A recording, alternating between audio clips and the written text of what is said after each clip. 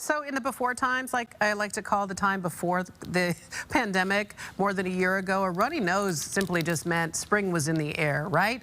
Well, life since COVID has become more complicated, and now a sneeze or a cough gets everybody's attention. People drop, run away from you.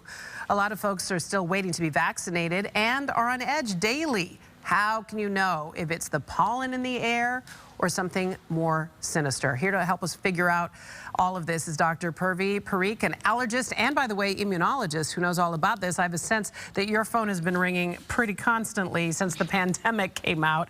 And in fact, I was actually just thinking about this, Dr. Parikh. Last year, I mean, essentially, when we first knew of the pandemic and the lockdown started was last spring, right around this time of year. And I'm sure you had all sorts of people freaking out. Yeah, it's been a challenging year for sure, and has kept me very busy. It sure has. But you're probably the best person to talk to about this, because not only are you an allergist, but you're an immunologist. So you very well know what COVID symptoms look like in an adult or in a child. Okay, let's start with allergies first of all. They don't come on suddenly, right? You'll start feeling the symptoms gradually. Yes, that's absolutely true. Usually allergies will gradually come on, whereas the virus will all of a sudden you might wake up feeling very, very ill.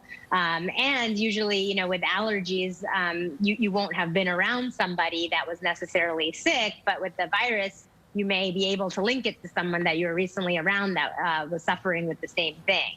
And another sign of allergies, I know that for me and for many people, you get the itchy throat, itchy ear, itchy nose, itchy eyes. The itchiness overall is just a sign of allergies, correct?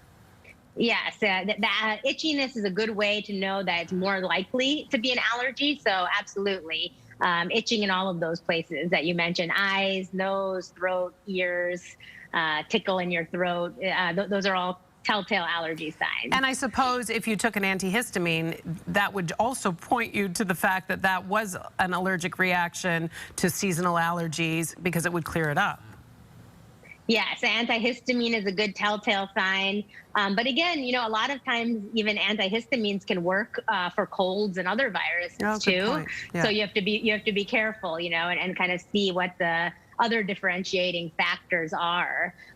Temperature is one of them. Typically you don't get a high fever with allergies, but with COVID-19 or any virus, you could have like 100.4 or higher. What other symptoms can you discern from just the way your patients report to you about symptoms they're having? Right. So some things that are very unique to COVID-19 are, loss of smell and taste. We don't usually see that with allergies. The other thing is the body aches, muscle aches, joint pains. That's more unique to COVID-19. And then a lot of the stomach issues. So nausea, vomiting, diarrhea. We don't usually see that with allergies. But the problem is where it's confusing that a lot of things are identical, So what are the things, what are the symptoms they share?